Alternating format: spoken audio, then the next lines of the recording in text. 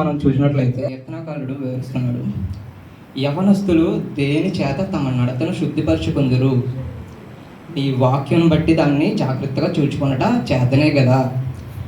అంటే ఇక్కడ యవనస్తుల గురించి వివరిస్తున్నాడు చక్కగా. ఈ జనరేషన్ చూసుకుంటే యవన కాలం ముందు యవనస్తులు తమ హృదయాల్లో వాక్యము లేకపోయి ఉండేది. సో వాక్యం లేకపోయిన ఎడల వాళ్ళ నడవడక వాళ్ళ ప్రవర్తనలు చాలా మార్పులు వస్తున్నాయి. ప్రస్తుత జనరేషన్ని జీ అని చెప్పుకుంటున్నారు. ఈ యొక్క జనరేషన్ జెడ్ అనేది దేవుని వాక్యం లేక చాలా ఒడిదొడుకులకి గురైనది. ఎలాగనగా వాళ్ళ ప్రవర్తన చాలా దుష్కార్యాలు చేయొచ్చు, చాలా దుష్ప్రవర్తన చేయొచ్చు. అటువంటి విధంగా దుర్భాషలను వాడుతూ కొన్ని పదాలు ఏ రీతిగా ఉన్నాయంటే వాళ్ళు యూజ్ చేసే పదాలు కూడా ఒక ట్రెండింగ్గా యూజ్ చేస్తున్నారు. కొన్ని పదాలు మనం ఉదాహరణకి జ్ఞాపకం చేసుకుంటే రిచ్ అని, హౌసింగ్ అంటున్నారు, బెంచింగ్ అంటున్నారు, సిచ్యువేషన్షిప్స్ అని, ఇలా దుష్ట సాంగత్యాలు చేయుచున్నారు. సో వాక్యం మనకి ఏం సెలవిస్తుంది? వాక్యం మనలో ఉంటే మన పరిశుద్ధతను మనం కాపాడుకోగలం. ఈ యొక్క యవనస్తుల కాలంలో మరి ముఖ్యంగా యవనస్తులు ఫేస్ చేసే అటువంటి ఛాలెంజెస్ ఏంటంటే టెంప్టేషన్స్ అండ్ లస్ట్. ఇదే ఫైనల్ ఎనిమిలా యవనస్తుల్ని ఒక ట్రాప్లో నడిపిస్తుంది. మరి మనం బైబిల్ చదివినట్లయితే ఒక యోసేపుని ఉదాహరణగా మనం జ్ఞాపకం చేసుకున్నట్లయితే ఆదికాండము 39:9 చదివి వినిపించండి.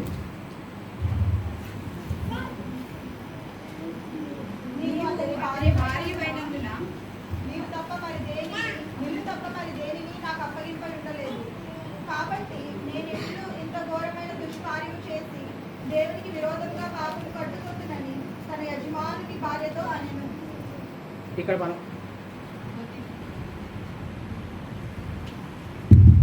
ఇక్కడ మనం చూసినట్లయితే వాక్యంలో యోసేపు తనకు వచ్చినటువంటి యొక్క తన మీద పోతీఫరు యొక్క భార్య ఒక దుష్ప్రవర్తనతో ఒక రాంగ్ వేలో అప్రోచ్ అవ్వాలని చూసింది. యోసేపు మరి ఆ యొక్క సందర్భాన్ని ఎలా రిజెక్ట్ చేశాడు అక్కడి నుంచి మనం గమనించవచ్చు.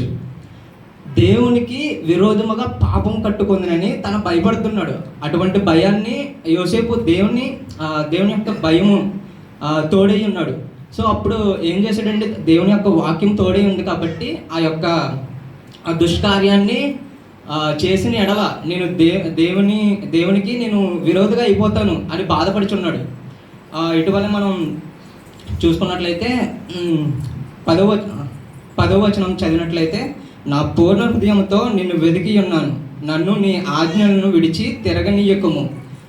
మరి ఇటీవల మనం ఇంకా ఉదాహరణగా తీసుకుంటే 2 కొరింథీయులకు రాసిన పత్రిక 34:1-2 చూసినట్లయితే, యోసియా అనే ఒక యవనస్తుడు, తను యవన కాలం ముందే 8 ఏండ్ల వాడు. ఆయన మరి ఒక రాజ్యాన్ని ఏలేటువంటి అధికారం దేవుడు ఇచ్చి ఉన్నాడు. అంత యవన కాలం మందే. అసలు యవన కాలం మందు అంత జ్ఞానము ఆ యొక్క యవనస్తుడికి ఉంటుందా అని మనం ప్రశ్నించుకున్నట్లయితే, దేవుడు ఎంత యవనస్తుడికి ఎంత అధికారం ఎలా ఇచ్చి ఉన్నాడు అని మనం వాక్యం చదివినట్లయితే 2 క్రానికల్స్ 34:1-2 దినవృత్తాంతాలు 2వ దినవృత్తాంతములు ఒకసారి డిస్ప్లే చేస్తారా?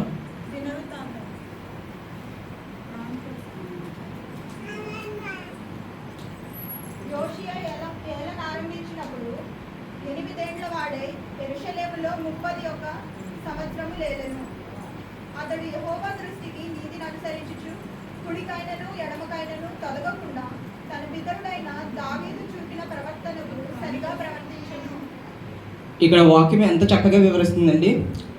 అతడు యెహోవా యొక్క నీతిని అనుసరించుచు కుడికైనను ఎడమకైనను ఏ తట్టుకైనను తిరగలేదు. ఇక్కడ కుడికైనను ఎడమకైనను అంటే మనం లిటరల్గా అర్థం చేసుకుంటే ఇది లెఫ్ట్ ఆర్ రైట్ అనే మనకు అర్థమవుతుంది. కానీ ఇక్కడ మనం లోతైనటువంటి భావంతో మనం వెతికి ఉన్నట్లయితే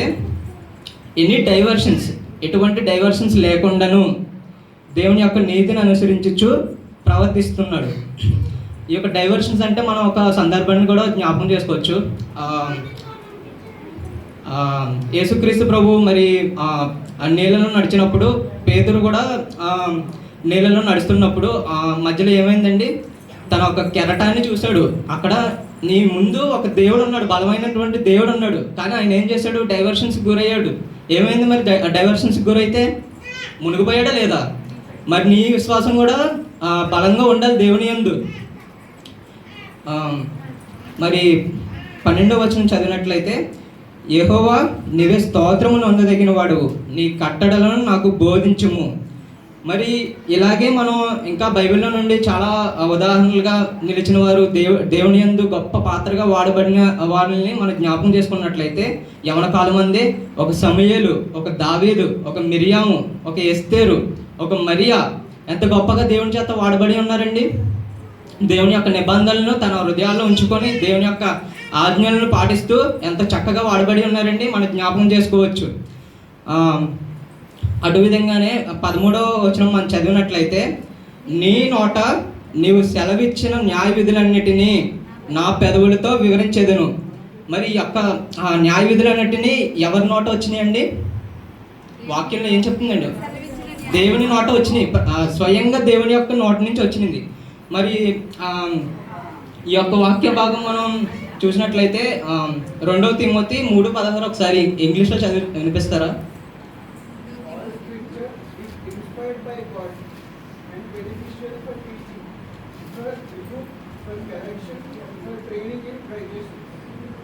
all scriptures is given by inspiration of God.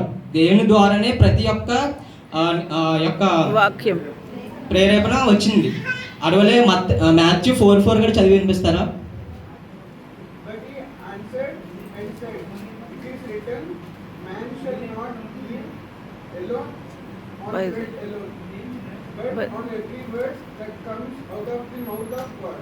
ప్రతి ఒక్క మాట ఎక్కడి నుంచి వచ్చిందండి?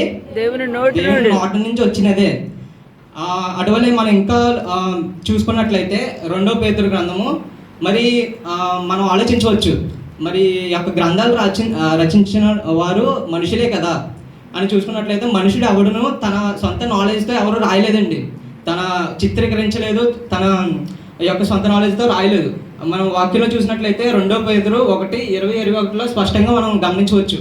ఒకసారి చదివి వినిపిస్తారా?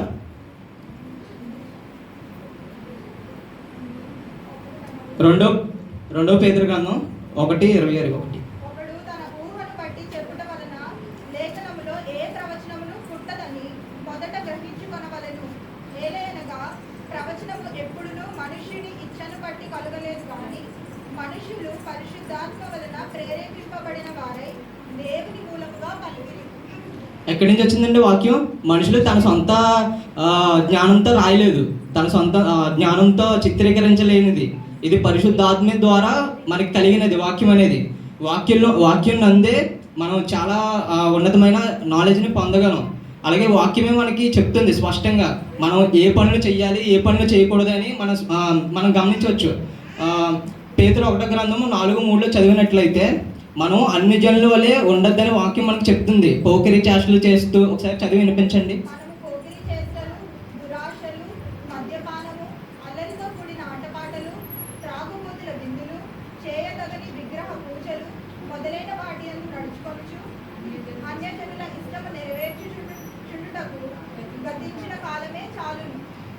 మరి ఈ కాలంలో ఎలా ఉందండి అసలు యవనస్తుల పరిస్థితి?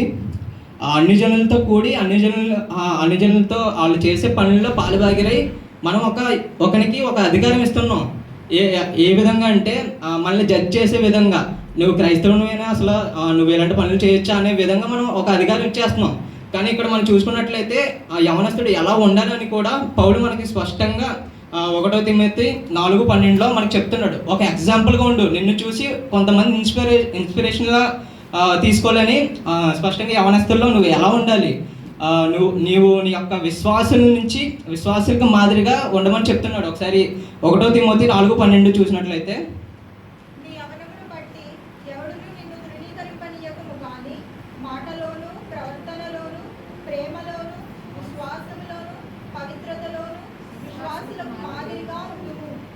ఎలా ఉండమని చెప్తున్నారండి?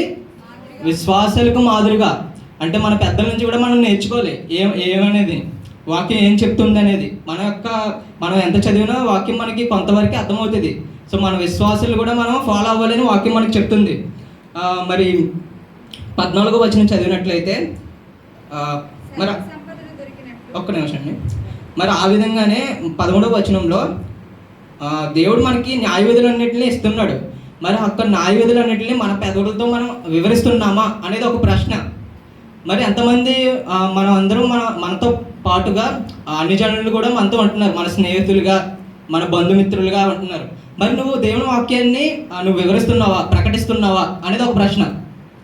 మరి యొక్క నువ్వు అన్ని జనులకి దేవుని యొక్క గొప్పతనాన్ని వివరించినప్పుడు వాళ్ళు కూడా కొన్ని ప్రశ్నలు లేవనెత్తుతుంటారు. మరి ఆ యొక్క ప్రశ్నలకు నువ్వు మౌనంగా ఉండిన ఏమవుతుందండి, మన దేవుణ్ణి మనమే అవమానపరుచుకునే వాళ్ళం అవుతాం. మరి ఏ విధంగా సమాధానం చెప్పాలి అనేది కూడా మనకు వాక్యమే స్పష్టంగా చెప్తుంది. పేతురు 1వ గ్రంథము 3:15 చెప్తుంది, హేతువడుగు ప్రతి ప్రశ్నలకు సాత్వికముతో, ఒకసారి చదివి వినిపిస్తారా?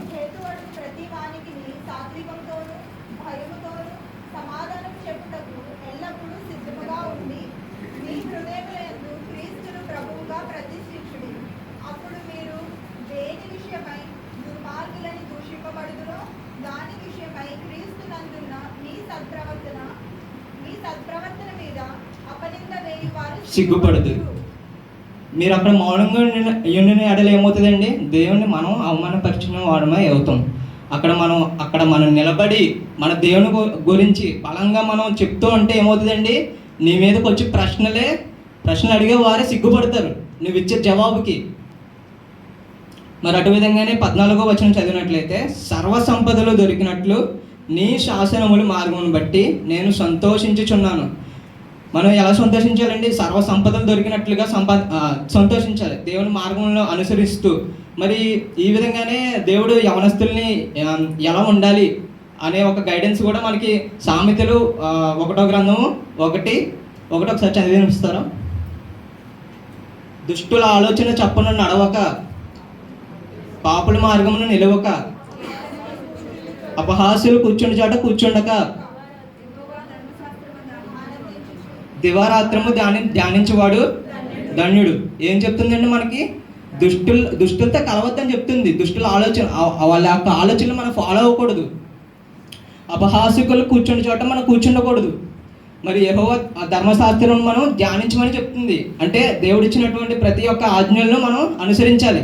మరి ఇలా చేసిన ఎడల దేవుడు మనల్ని ఎంత ఆశీర్వదిస్తాడు అనే విషయం మనం తెలుసుకునే ప్రయత్నం చేస్తే 3వ వచనం చదవండి ఒకసారి.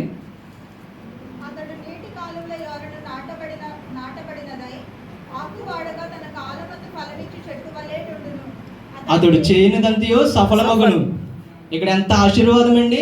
మన దేవుని యొక్క ధర్మశాస్త్రమును, దేవుడు ఇచ్చినటువంటి యొక్క పరిశుద్ధ గ్రంథమును మనం అనుదినమును ధ్యానిస్తే ఎంత ఆశీర్వదిస్తున్నాడండి దేవుడు.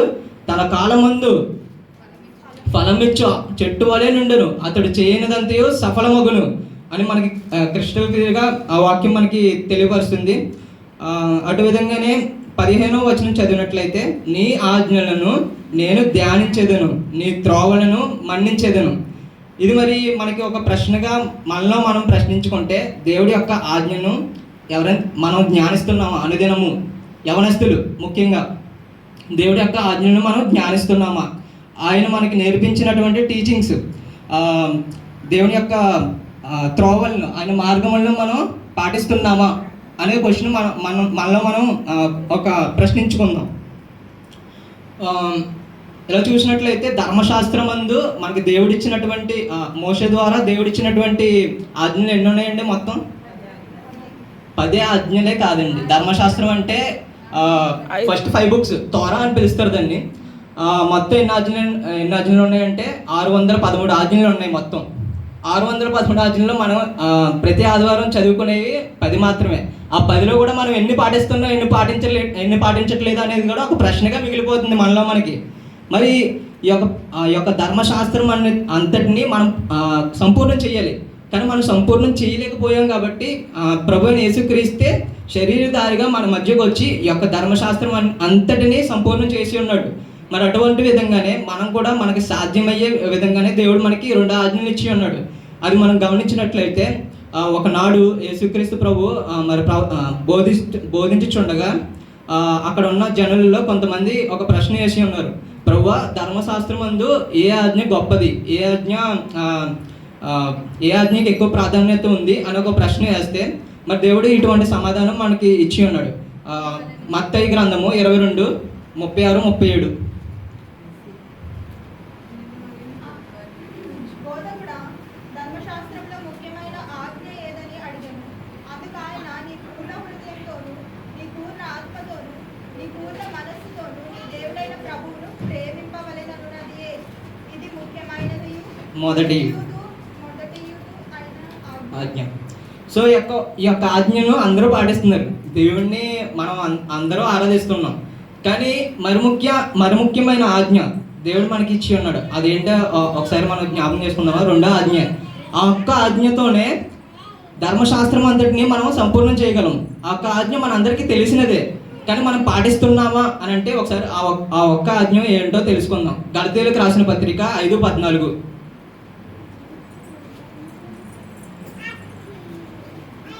ధర్మశాస్త్రం అంతయు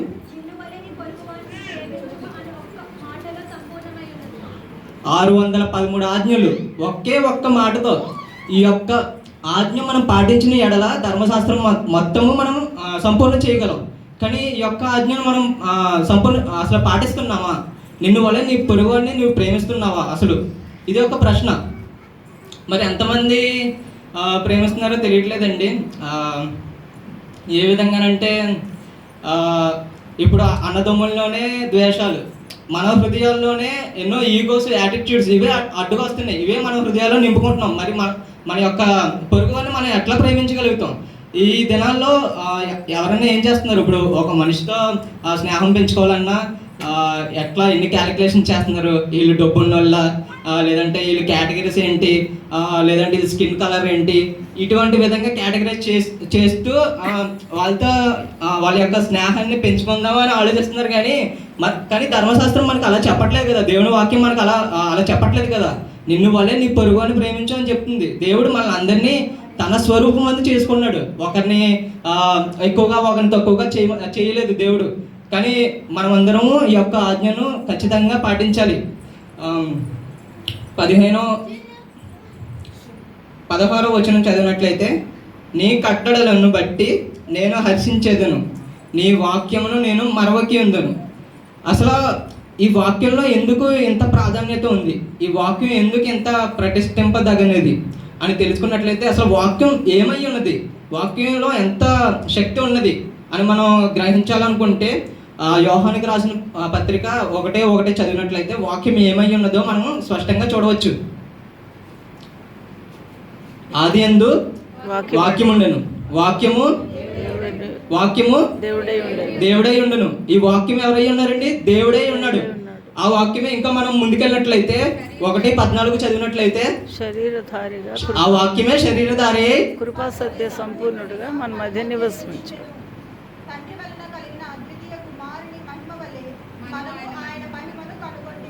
ఇప్పుడు ఈ వాక్యం ఎవరి మధ్య ఉందండి? మన మధ్య ఉంది. మరి ఈ వాక్యానికి ఎంత ప్రాధాన్యత ఉంది. మరి ఇటువంటి వాక్యాన్ని మనం నెగ్లెక్ట్ చేస్తున్నాం. ఎవరు చదవట్లేదు. ఏం చేస్తున్నారంటే మీ ప్రొఫెషన్స్, లేదంటే మీ యొక్క చదువులు, వీటికి ఇంపార్టెన్స్ ఇస్తున్నారు. కానీ దేవుని వాక్యం ఎవరు ధ్యానించట్లేదు. మరి దేవుని వాక్యం ధ్యానించిన వల్ల ఎంత శక్తి ఉంటుందంటే దాన్ని కూడా మనం గ్రహించవచ్చు. ఒక ఉదాహరణగా తీసుకుంటే, ఒక సైనికుడు యుద్ధానికి సిద్ధమయ్యేటప్పుడు ఆయన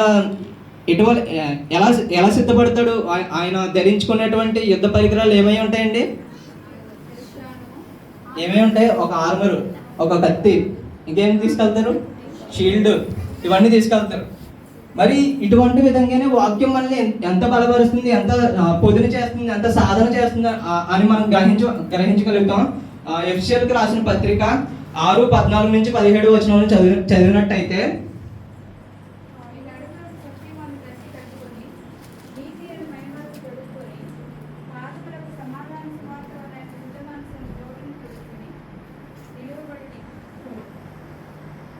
పదిహేడు వరకు 14 14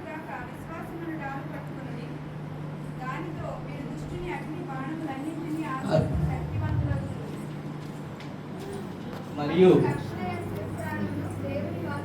ఆత్మకడ్గంగా ధరించుకోండి. దేవుని వాక్యం ఎంత శక్తి ఉందండి ఇక్కడ మనం క్లియర్గా గమనించవచ్చు. దేవుని వాక్యమే ఇప్పుడు యుద్ధానికి సిద్ధమయ్యేటువంటి సైనికుడు ఎలా సిద్ధమవుతున్నాడంటే దేవుని వాక్యం కూడా మనల్ని అలా ఒక యుద్ధానికి సిద్ధపరుస్తుంది. ఆ యుద్ధం ఏంటంటే ఆత్మానుసారంగా మనల్ని బలపరుస్తుంది. మనం ఒక స్పిరిచువల్ వార్ఫేర్కి మనల్ని సిద్ధపరుస్తుంది వాక్యం. అటువంటి విధంగానే మనం జ్ఞాపకం చేసుకుని వెళ్ళా మనం కూడా ఒక వాక్యాన్ని తరచుగా చదువుకుంటాం. ఎప్పుడు మనం బయటికి వెళ్ళే వేళల్లో ఒక వాక్యాన్ని గుర్తు చేసుకుంటాం. అది ఎవరికైనా చెప్పగలరు? అది కీర్తనలు 119, 105లో ఉంటుంది. నీ వాక్యమే నా పాదములకు నా త్రోవకు వెలుగై ఉన్నది. సో వాక్యం ఎంత మన లైఫ్లో ఉపయోగపడుతుంది. వాక్యం మనకి ఒక గైడెన్స్ ఇస్తుంది. మనం ఎలా ఉండాలి, ఎలా నడుచుకోవాలి అనేది మనకి స్పష్టంగా చెప్తుంది.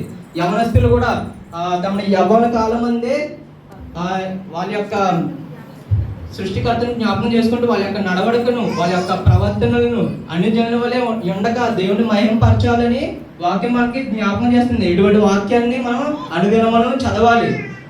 ఈ యొక్క వాక్యమే మనకి దేవునికి ఎంత దగ్గర పరుస్తుందంటే దేవునికి ఎలా ఆరాధన చెయ్యాలి అనేది కూడా మనకి వాక్యమే నేర్పిస్తుంది. దేవునికి మనం ఎలా ప్రార్థించాలి అనేది కూడా మనకి వాక్యమే స్పష్టంగా చెప్తుంది. యవనస్తులు ఈ యొక్క కాలంలో కూడా మనందరం ఒక రిపెంటెన్స్ అనగా పశ్చాత్తాపం కలిగి మనం దేవుణ్ణి ఒప్పుకోవాలి. ఆ యొక్క పాపంలోనే ఈ యొక్క ప్రపంచం వేసే ఊబిల్లోనే మనం ఉండిపోకూడదు. ప్రపంచం మనకు ఆఫర్ చేసే సంతోషాలు వీటి అంతా మనం మునిగిపోకుండా దేవుని అందు మనం భయము భక్తి కలిగి వాక్యం అనుదినమును చదువుకోవాలి. సో ఇంతటితో ఈ వాక్యం పర్యంతము.